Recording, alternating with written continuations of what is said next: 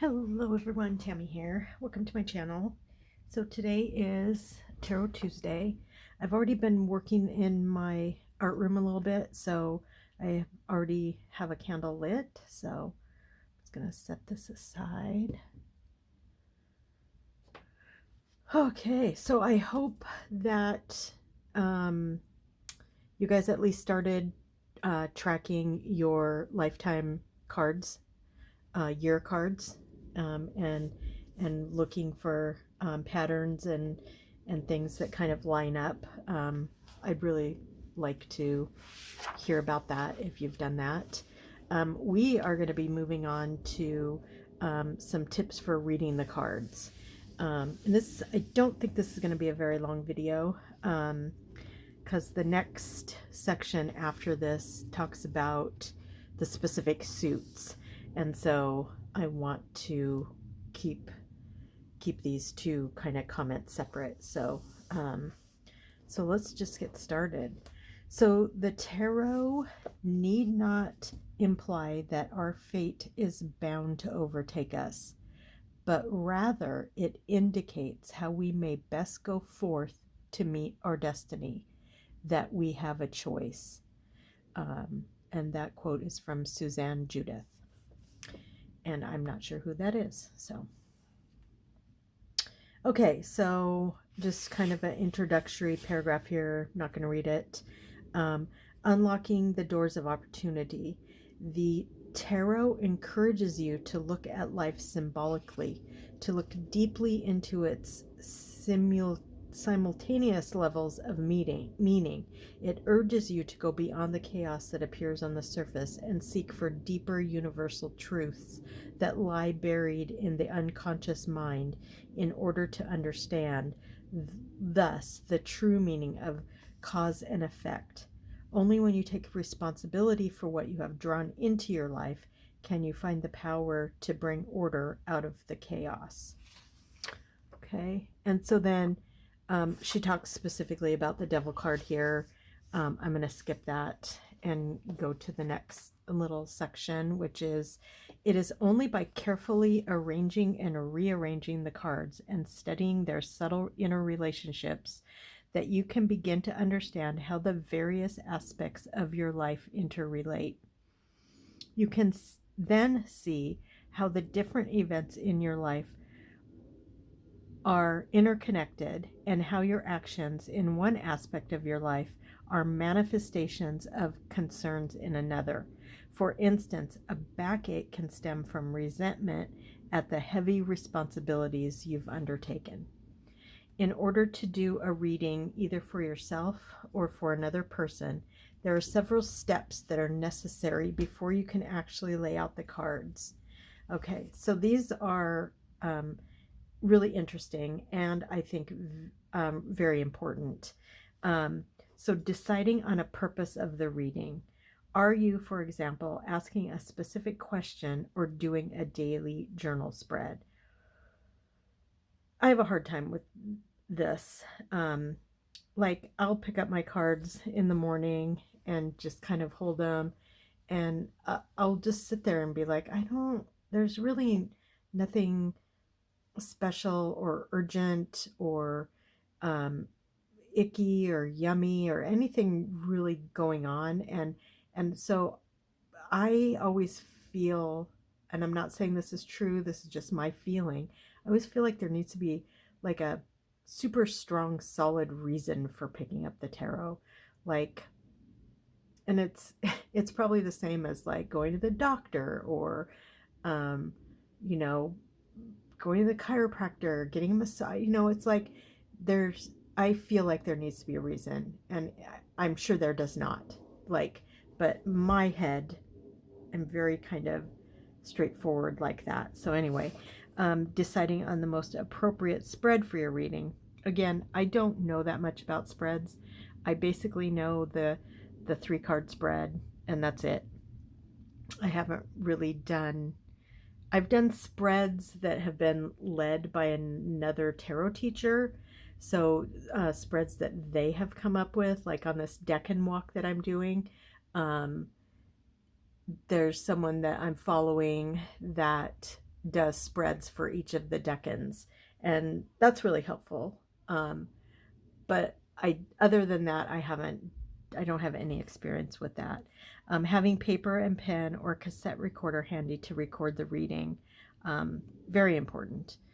Dating the reading, again, very important. And half the time I forget to do this, and it's very, very, very frustrating. Purifying your cards. So we talked about purification in the beginnings of the book, using smoke, putting them overnight, like in the moonlight, shuffling, that kind of stuff. Centering and grounding yourself. That's the whole reason I light a candle. Taking some deep breaths, doing some, and I think doing some visualizations and like quieting my mind, I think before I pick up my cards might help me to figure out what to ask, or that kind of thing. And then shuffling, cutting, and laying out the spreads. So these are the things that you want to think about before you even start a reading. And then how to ask the questions. And I this is a challenge for me also. So this whole section is really good for me to really think about in the readings that I do. First, it is not always necessary to ask a specific question in a tarot reading. I usually ask for general guidance using a question such as, what do I need to examine or look at in my life right now? Trusting my higher self to focus on the reading and on the most appropriate issue. In the reading, emphasis on a particular suit often points out the area of life being dealt with. In general, wands represent creativity and enterprise. Cups are emotions and the psychic realm. Swords are intellect or struggle. And pentacles are work, money, and security. Court cards focus on people, including different roles you play in your own life, while the major arcana speak to your processes, methods, and lessons. So,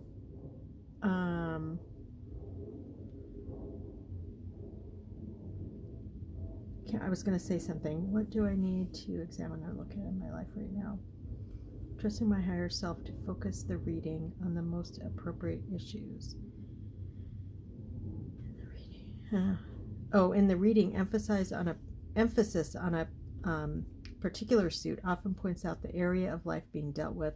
So this is interesting, and I'll have to go back because I was getting a lot of I don't know if it was swords or wands in the readings that I was doing for a while. So I'll have to go back and look at that.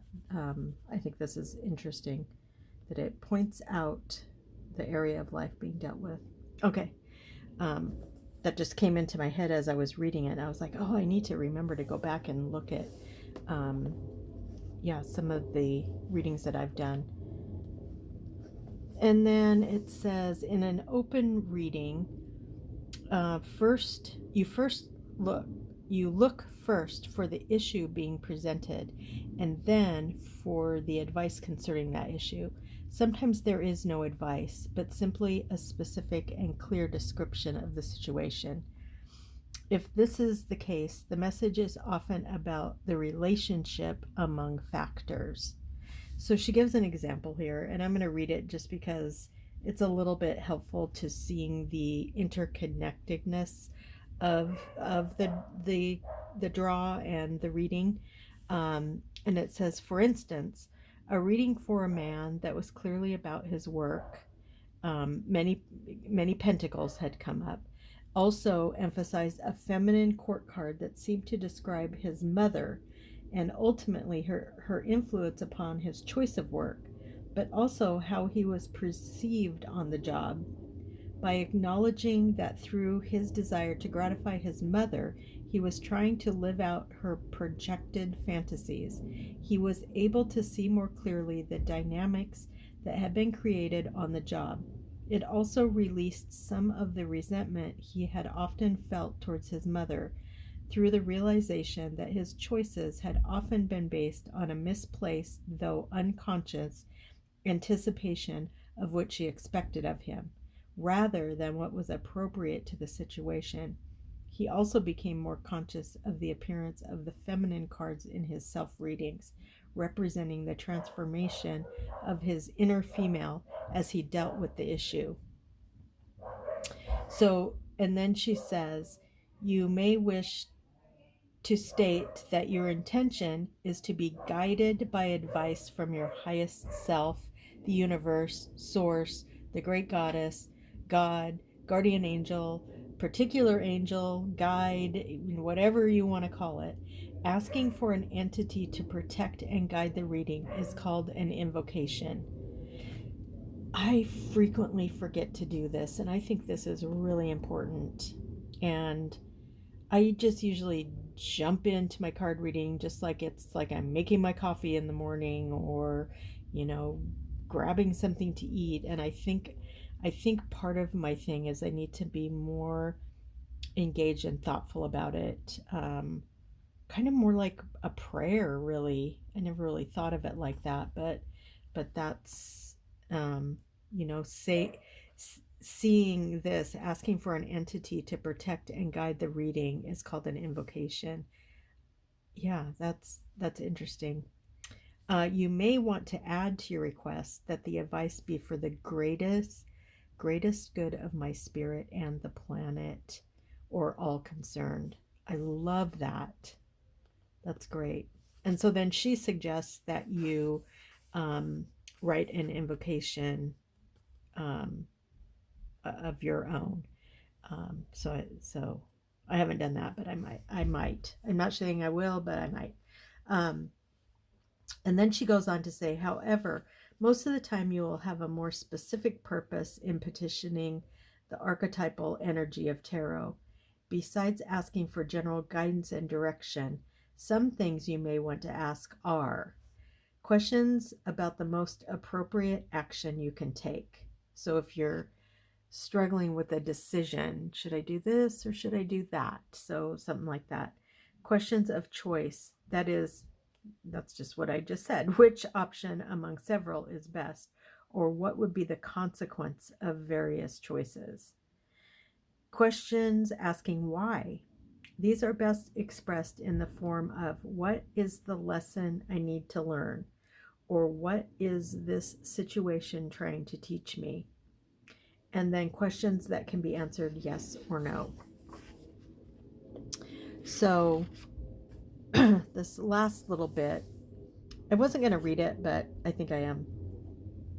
I think it's very helpful in kind of understand and moving forward in your readings. She says, it is worth spending as much time as necessary to clarify your question, looking at its different aspects and deciding what you really need to know to resolve it. The form the question takes will ultimately determine the kind of spread you use, including whether to create a spread to get exactly the information needed. For example, one man wanted to know if he and his wife should have a second child, a major point of dispute between them. Through analyzing the question, we discovered that he needed to know three things. Was it in his best interest to have another child? Was it in his wife's best interest to have another child? Was having another child in their best interest as a couple? We decided to do a simple 3-card yes-no spread with each question assigned to one of the 3 positions. The yes-no spread is discussed in Chapter 5. That's not next week, but the week after we'll start doing different readings, different card layouts and things. The results were yes for him, thus strengthening a link with his own inner child, no for them as a couple, and no for his wife, as it would be both physically and mentally detrimental to her, with the clue that more children would allow him to express his frustrated inner child. We discussed alternative ways to bring more children and play into his life. Obviously, besides just having another kid. So you will also discover how to get answers to your questions as you explore the various spreads in this book.